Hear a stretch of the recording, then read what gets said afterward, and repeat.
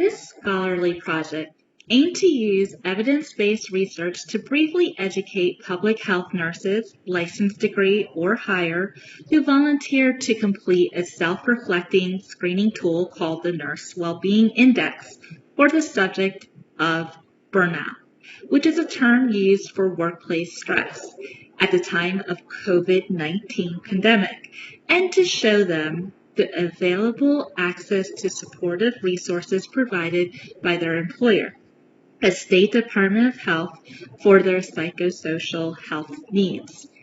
Here's the background. In 2019, the National Academies of Medicine staff reported that burnout, that is emotional exhaustion, depersonalization, and lack of personal accomplishment had reached crisis levels for nurses and doctors worldwide at a level of 60%. However, the writers of the 2030 Healthy People Report, printed on August 18, 2020, placed the importance of employee assistance programs in the workplace as a developmental objective because of insufficient research on the benefit of employee assistance programs. Then in January 2022, the Surgeon General of the United States, Dr. Murthy, placed a trajectory on provider burnout with his 76-page advisory addressing health worker burnout to build a thriving, healthy workforce. The Surgeon General explained that though each person owns their resilience, society wins when employers seek to help employees deal with work-life imbalances. What was once quiet and unknown, provider burnout, Dr. Murthy and Vice President Harris announced in front of Children's National Hospital in the District of Columbia on May 23, 2022, and researched on the subject that has since flourished, which I am so grateful for, since what was so hard to find research in the United States has been much easier since its advisory release.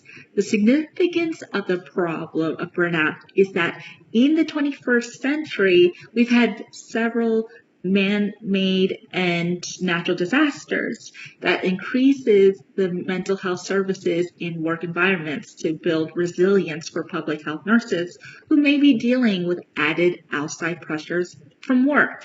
Failure to acknowledge, teach, and follow up with assistance to these nurses who self-identify as having fatigue, burnout, or worse could not only send a message that their feelings do not matter, but can also potentiate nurses leaving the profession. Understaffing public health nurses places our nation's health at an increased risk of poor healthcare delivery. The lack of providers causes healthcare costs and health disparities to rise because of diminished access to care. Cost and health disparities are not a new problem for the U.S. healthcare system. The detected crisis of burnout in 2019 for providers, causing increased sick days and higher turnover of employees, is what strained an already malfunctioning healthcare system and increased disparities, according to statistical data. Bottom line, when employers screen their employees for burnout, everyone benefits. The company, the employee has been provided relief from distress through access to mental services, and society.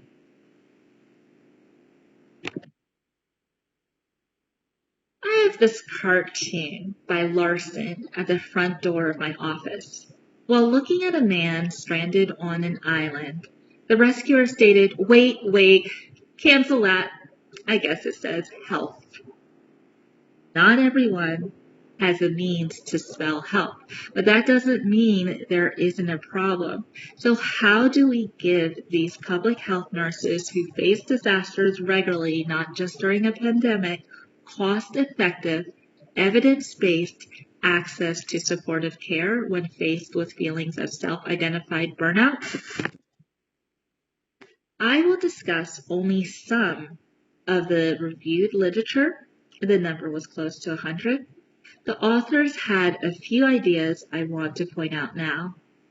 In an article on the benefits of providing supportive therapy to United States employees through employee assisted programming, Wright et al. 2020 showed how using screening tools and surveys increased the likelihood of employees using or giving recommendations for employee health services to fellow employees.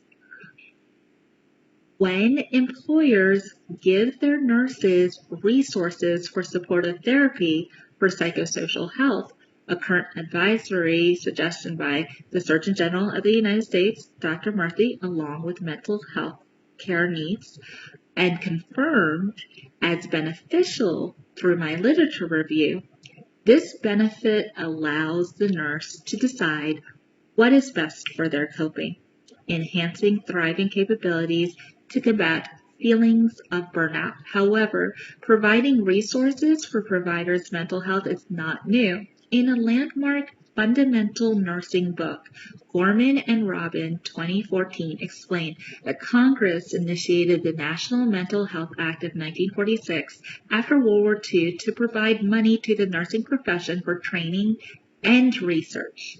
The National Mental Health Act of 1946 was an initiative to help providers thrive and improve treatment for those needing mental health services. The byproduct of this act, the National Institute of Mental Health invented the Army study to assess risk and resilience in service members. It's called Army STARS, to help screen mental health after experiencing a traumatic event. This project used a quantitative exploratory design through a historical, prospective, pre- and post-online survey. Data was collected from a state Department of Health in the Mid-Atlantic and Southeastern regions of the United States. Public health nurses completed a historical prospective survey to collect data on each participant's history with burnout, including asking participants if, prior to completing the Nurse Wellbeing Index, they contacted their manager to discuss and receive assistance with feelings of burnout or distress.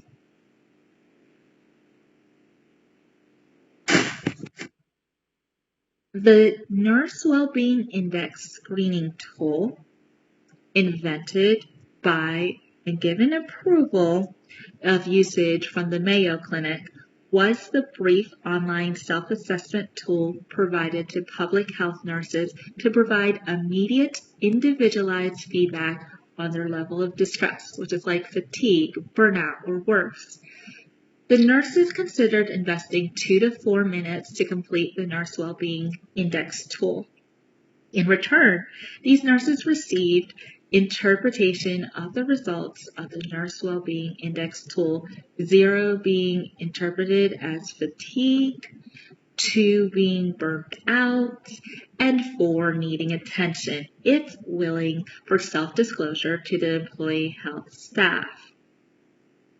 This project was accompanied with a brief education on burnout, access to tools from their employer, local and national resources to address well-being, and a chance to complete a resource utilization follow-up survey.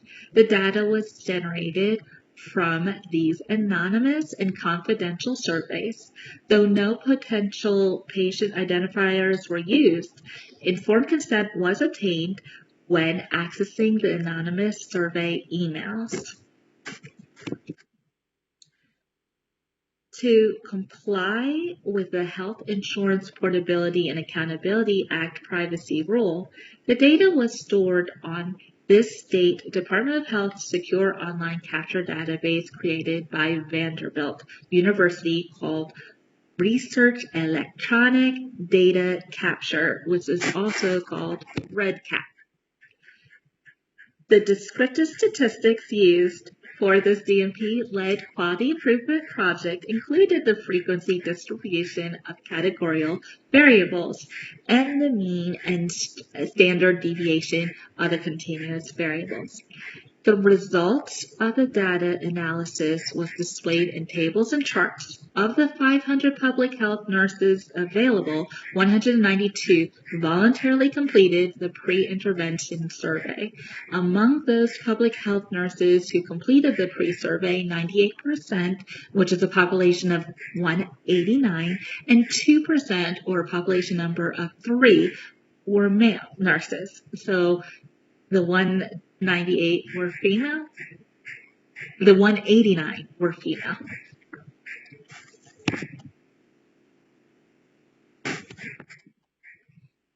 Most of the respondents had more than 20 years of experience, 38% to be accurate, and that number, the population number, was 73. A research expert from Statista named Ella Flynn, 2021, reported a study that evaluated 1,800 individuals from January 2020 to February 2021, indicating an increase of over 50% of burnout cases during the COVID-19 pandemic in every generation except baby boomers. As you can see, with this project, the predominant age range of the sample self-identifying as having burnout was respondents aged 41 to 50 years old, 24.5%, which is population number 47, and 51 to 60% also having 25%, which is a population number of 48. My literature review showed that bachelor-trained nurses self-identified more than any other educational background as having burnout. The educational background of this sample of public health nurses included licensed practical nurses, 4.7%, which is the population number of 9, with 33%, or 3 of them, identifying as having burnout. Registered nurses, 33% choose to do the study, which is a population number of 64, with 48%, or a population number of 31, self-identifying as having burnout. Bachelor of Science nurses, 39.6% participated, which is a population number of 76, with 40.8%, or population number 31, self-identifying as having burnout. Masters of Science nurses, 12.5%, population number 24, 33%, or population number 8, self-identified as having burnout, and are advanced practice registered nurses. Keep in mind, we did not tally in, again, the Bachelor of Science nurses or the Master Prepare. So this number was 9.4%, or a population number of 18%, with 44.4% self-identifying as having burnout, or a population number of 8. The most recent statistical numbers conducted by the Mayo Clinic in 2023 for self-reported nursing burnout in the United States concluded that nursing burnout has increased since 2019. In 2019, the burnout crisis level was 60% for nurses and physicians, and now it is 68% for nurses alone. The public health nurses that participated in this project fell below the national average for a range of 42%, population number 81, self-identifying as having burnout. Furthermore, out of the 42%, population number 81, nurses who self-identified as having burnout, 44%, or population number 36, agreed that their work schedule gave them enough time for personal and family life and found their jobs meaningful.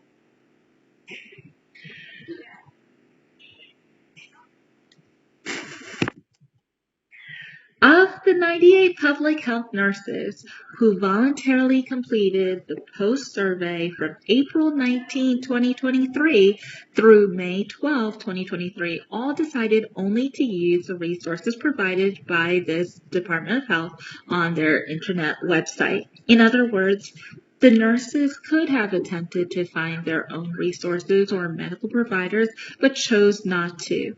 An upper tail z-test for the difference of two proportions was used to compare the pre- and post-intervention survey responses. The upper tail z-test for the difference of two proportions helped determine if this project's hypothesis was null or significant using a directional form of the chi-square between two proportions. Please note that of the 192 public health nurses who completed the pre-intervention survey, 98 completed the post-intervention survey. Of the proportion of those who completed the post survey, 15.6% used in-house Department of Health provided services before being involved with this project. And the proportion of those who used the in-house Department of Health provided services after the intervention was 15.3%. Therefore, the difference in the two proportions was 0.3%, with a proportion smaller after the intervention, which is screening and having resources availability within the Department of Health for approximately 14 weeks. The upper tail test using the critical value of 1.6449 sought to assess if the utilization after the intervention was higher than the utilization before the intervention. The p-value of the observed difference was 0.528. And the 95% confidence interval of the difference in proportion was negative 9.1 to 8.47, since the calculated p-value for the use of a manager at employee health, which includes EAP services, was p equals 0.5283. Greater than the critical value, p equals 0.05, and the confidence interval crosses the 0 mark. The null hypothesis was not rejected in favor of the alternative hypothesis. The statement means there was not sufficient evidence to suggest an increase in the ratio of public health nurses using EAP services more after being educated about burnout and being informed of the available resources for EAP services from their employer, a State Department of Health pre- to post intervention. The confidence interval suggests that this statement is true or valid. Another word. Since 0 is included with the interval, there is not enough significant evidence to show a change in one direction. Furthermore, since the achieved power of the results for the in-house provided services at the Department of Health was 0.0573, the information obtained was considered low in strength. On the other hand, the research results from public health nurses reaching out to the community for mental health services after being educated about the symptom called burnout, screened with the Nurse Wellbeing Index tool, and using the community resources on this State Department of Health intranet, did find sufficient information to suggest an increase in use of resources the community had to offer. The proportion of those who used community resources on this Department of Health intranet before the intervention was 8.9%, while the proportion of those who used the community resources on this Department of Health intranet after the intervention was 15.3%. The difference in the two proportions was 6.5%, with the proportions of the intervention being after the intervention being higher. Critical value of 1.6449 sought to assess if the utilization after the intervention was higher than the utilization before the intervention. The p-value of the observed difference was 0.049, and the 95% confident interval was a difference in proportion was 1.73 to 14.63. The p-value of p equals 0.0486 was less than the significance level of p equals 0.05, and the confidence interval suggested the true change in ratio from pre to post intervention. Since 0 was not included with the interval, we have significant evidence to show a change in one direction, and the achieved power of the study was 0.5051, which is considered medium in strength. When reevaluating the findings of this study, it is essential to recognize that the ability of the study to detect large effect size was limited due to the small sample size, 192 out of 500 possible nurses, which is 38.2%, and the large attrition rate between the pre and post survey. 94 out of 192 did not respond to the post-intervention survey, which is 49%. Therefore, the two surveys were insufficient to consider the study as one with generalizability. Members of the DMP-led team believed the factor that influenced the discovered limitation, small sample size, and survey responses only being 38% of the chosen population was survey overload, which reminds future researchers of the importance of decreasing survey redundancy when completing projects. Attempts were made to minimize survey overload with newsletters and emails expressing the importance of these surveys and offering minimal interactions to get the best results. The bottom line is that the goal was to screen for symptoms before it became a problem or a diagnosis, and to enhance the work experience by providing resources for nurses who self-identified as having burnout. Offering a third party, me, the researcher, and having a proven validated screening tool, the Nurse Wellbeing Index, engaged the participants and showed that these surveys were not only screening feelings, but would offer real access to needed services. Nonetheless, I was forewarned that these public health nurses typically receive a high population of surveys on various topics.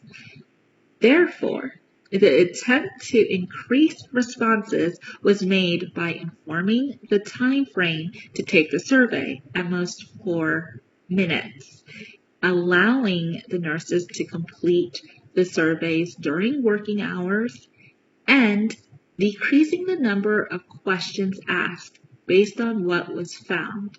The following steps for future projects on nursing self-identification of burnout will be motivating managers to encourage more employee participation, educating their employees on how employee health is a confidential benefit containing community services, and explaining the importance of completing both the pre and post surveys to increase generalizability.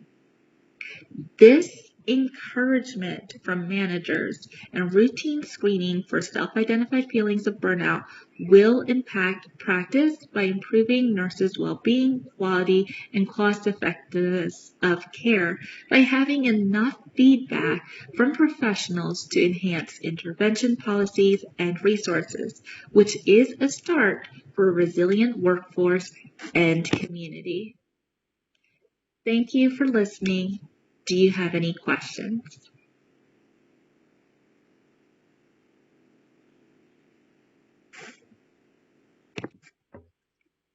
Here are my resources.